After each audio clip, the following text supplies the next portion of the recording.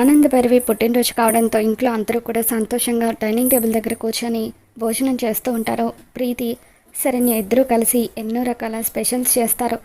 ఇక అప్పుడు ప్రీతిని ఆనంద భైరవి పొగుడుతూ ఈ ఇంటి పెద్ద కోడలివి నువ్వే, నీ అడుగు జాడల్లోనే చిన్న కోడలు శరణ్య నడుస్తుందని చెప్పి పొగుడుతూ ఉంటే అనన్య కాంచన ఇద్దరు కూడా అసూయతో వాళ్ళను చూస్తూ ఉంటారు.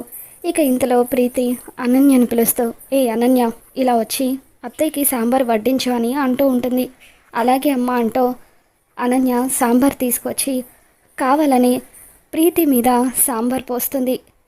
అయ్యో క్షమించండి అమ్మా, చూసుకోలేదు అని చెప్పి అనన్య నటిస్తూ ఉంటే ఏ వేస్ట్ ఫెలో, నా మీదే సాంబార్ పోస్తావా అంటూ ప్రీతి అనన్య చెంప పగలగొడుతుంది.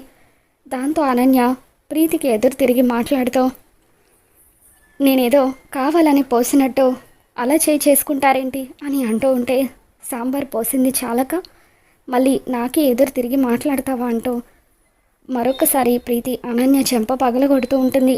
ఇక దాంతో శరణ్య అయ్యో అక్క అసలే ప్రెగ్నెంట్ అని చెప్పి అనన్యకు అడ్డుగా వచ్చి ప్రీతి చేతిని గట్టిగా పట్టుకొని తనకు ఎదురు తిరుగుతుంది. దాంతో ప్రీతి శరణ్య వైపు కోపంగా చూస్తూ ఉంటుంది.